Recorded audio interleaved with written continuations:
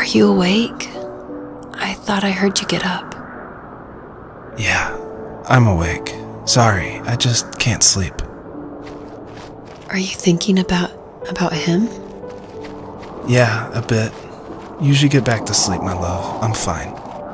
No, it's okay. What else is on your mind?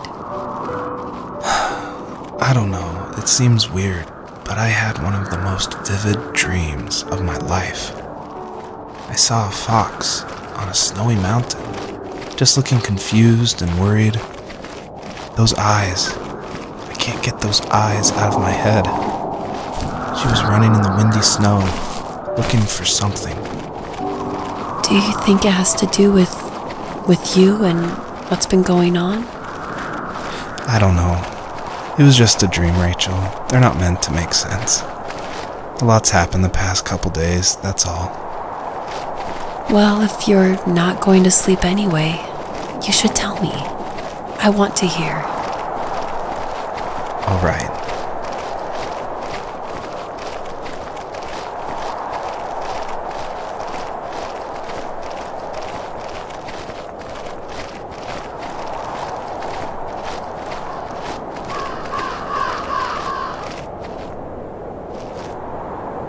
So, not far from her home, she followed that path to something unexpected.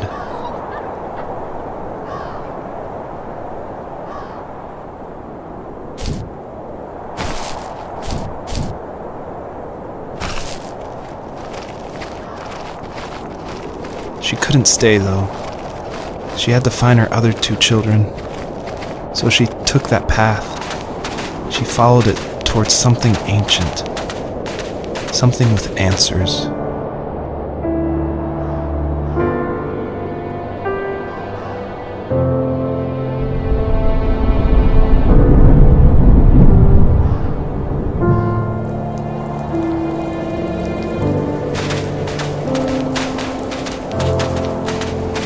The fox looked high and low, searching for any sign of her cubs. Points of light showed the way to this ancient tree. It was as if each one had a story to tell, all their own. The land was trying to tell my story, too. I felt like I was right behind her the whole time.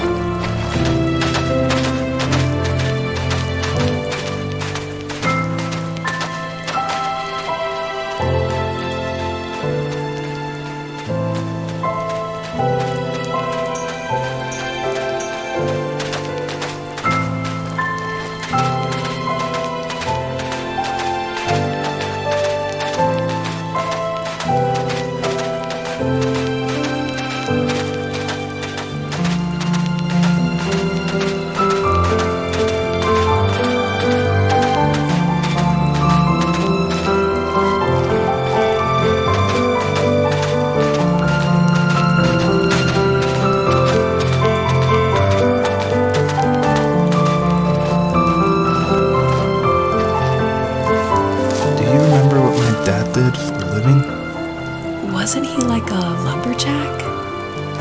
That's one way of putting it. If wood was a canvas, then a carving knife was his paintbrush. Even after working a 50-hour week, even after his hands were more splinters than skin, he would bring home the nicest piece of Alaskan weeping cedar and make me toys. That wooden train was the first toy I can remember, and I loved it. I just knew from a young age I was going to be a lumberjack, like my father.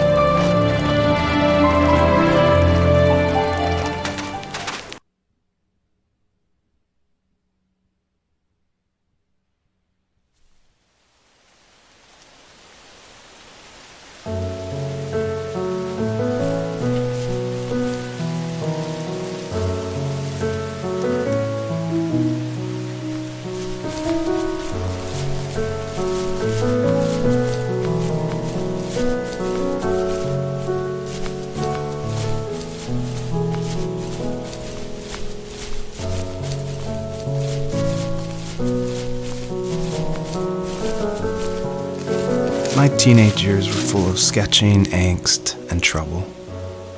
I wasn't popular or unpopular. Maybe just forgettable.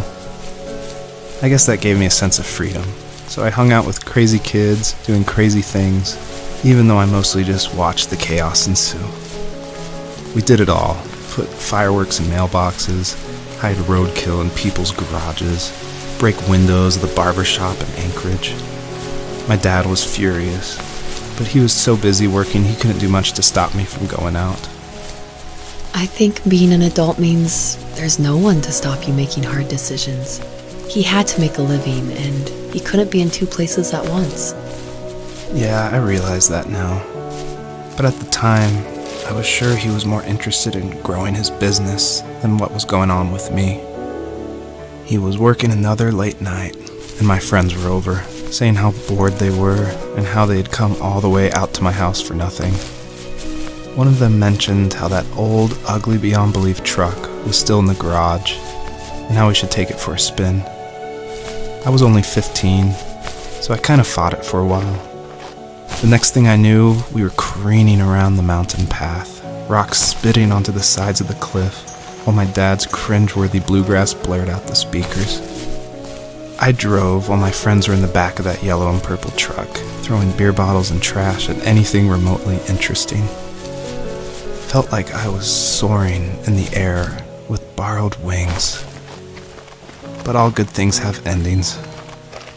A cop outside of Eagle River pulled us over after he saw us in a bottle rocket into someone's yard. What followed was a long night of talking to disappointed adults and feeling smaller than ever.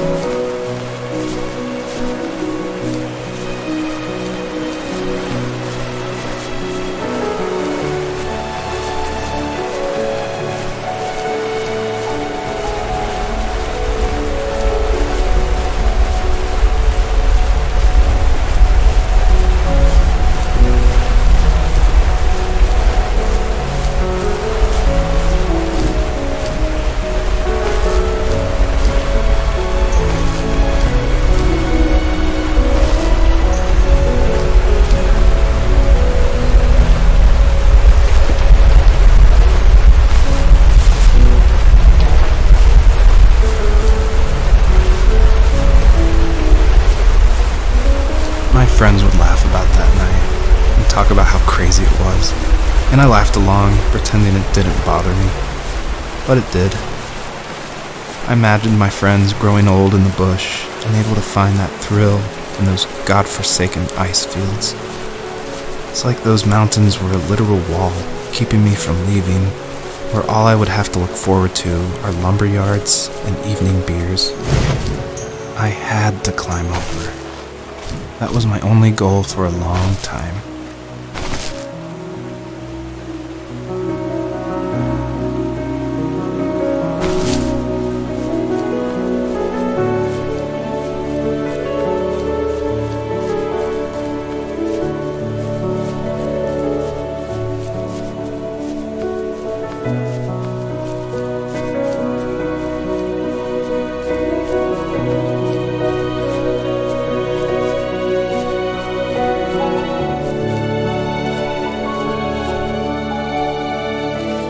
If there was some way I could take my love of drawing and turn it into a way of escape, nothing would make me happier. I wanted to create instead of tearing trees down. I wanted to move to the lower 48, not because I hated it there in Alaska, but I hated the idea of it. It's like all of that spite inside me had created this monster which followed me around my whole teenage years. I put so much energy into doing what others didn't expect of me. Why did I do that? There's one fact you're forgetting, though. If you didn't have that fire in you, we probably would have never met. You're absolutely right. Maybe the destination is all that matters in the end. But then why am I awake? Why am I seeing this fox go on her journey? And why can't I stop thinking about my dad?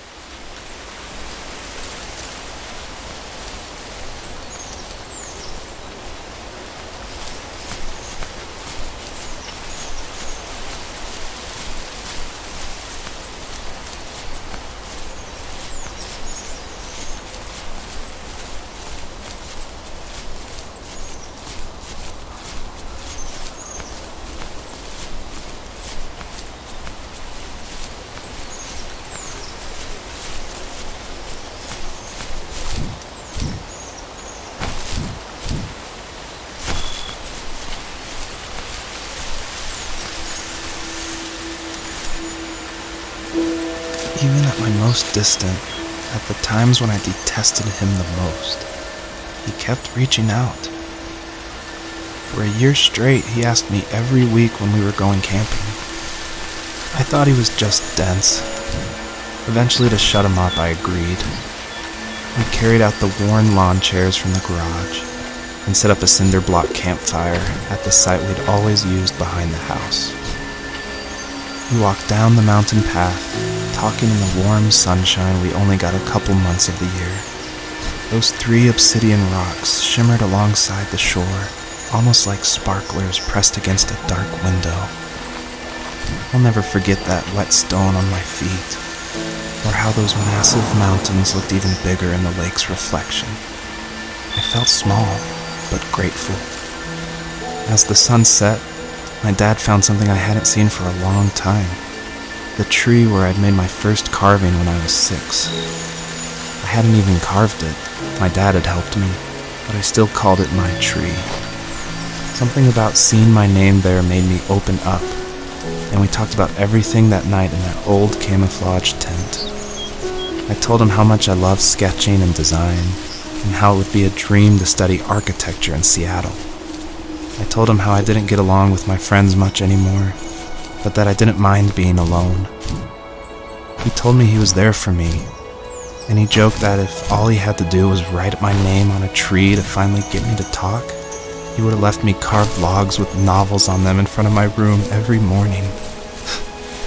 I don't know why it took me that long to realize it, but it was then I knew how much he had sacrificed for me.